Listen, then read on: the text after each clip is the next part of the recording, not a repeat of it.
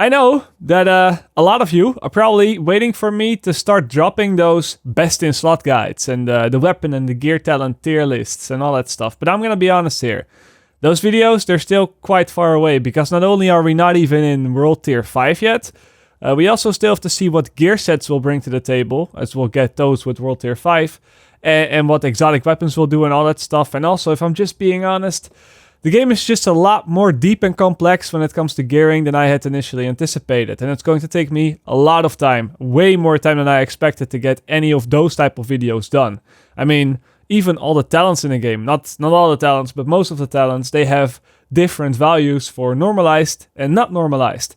Some talents don't change at all, and some change drastically, and it's the same for the stat rolls. Some stat rolls are better to have in not normalized, and some stat rolls are better to have in normalized. It's just, there's a lot to it, okay? There is a whole lot to it. So instead of just saying nothing, and then in a month or so coming out with all those videos after I figure out every last thing, I had the idea of simply sharing the things that I picked up on while playing the game myself as I get further into the game. Like, for example, what gear or what weapons I think are the best, and in this case, in the case of this video, what weapon talents or gear talents I think are the strongest in the game when it comes to just getting as much DPS as possible. So this way you're learning the game with me instead of just getting a guide a few months from now. I think this is another approach to it, another approach to making content, I guess. But I just want to try it out. So today, I want to look at what I think are the two best DPS talents in the game. Strained and Berserk. Now, Strained is an active weapon talent that increases your critical hit damage by 10% for every 5% of armor that is depleted.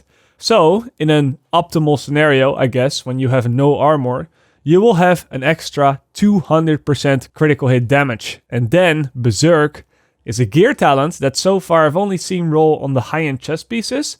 And this talent works in much of the same way because it increases your weapon damage by 10% for every 10% of armor that is depleted.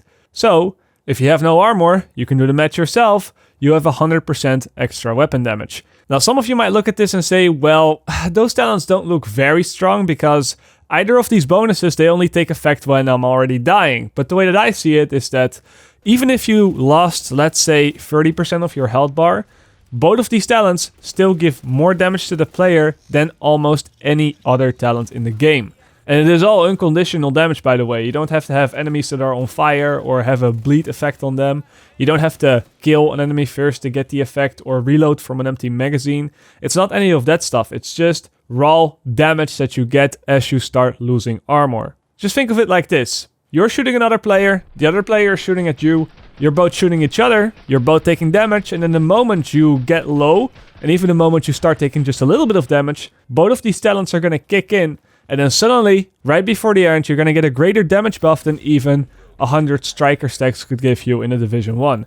Really, it's that strong. Now, it doesn't quite work like that in the normalized Dark Zone and in Conflict, because as I said at the start of the video, the values on the talents, they get reduced when the player enters normalized area. So the description for these talents in the normalized area would be 5% critical hit damage per 5% armor depleted and 5% damage per 10% armor depleted, for a total of only 100% critical hit damage and 50% weapon damage. And I say only in a very sarcastic way because that is still higher than all the other damage talents in the game, especially if you keep in mind that all the other damage talents in the game also get normalized and also have their values reduced by a whole lot. So no matter if you're talking about normalized or not normalized, these talents give you flat out the most damage. But yeah, just take a look at the differences that I've got here on screen.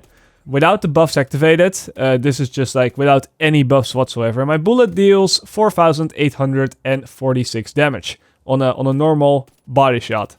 And then 7,462 damage on a critical hit. You know, that's not bad at all for a Vector with 1300 RPM. It's nothing special, definitely nothing special, but it's also not bad. However, then when we have the buff active, and this is kind of the extreme, I guess, because now I have 0 armor, but when we have the buff active, it turns into 6,717 damage on just a body shot, and then when you get a critical hit, because the critical hit is multiplicative with the base damage increase, a critical hit with the buff is 17,000 damage on the body. And again, that's in a normalized zone, And the funny thing here is that I'm not even playing with a DPS build. I'm actually pretty tanky with this build as well.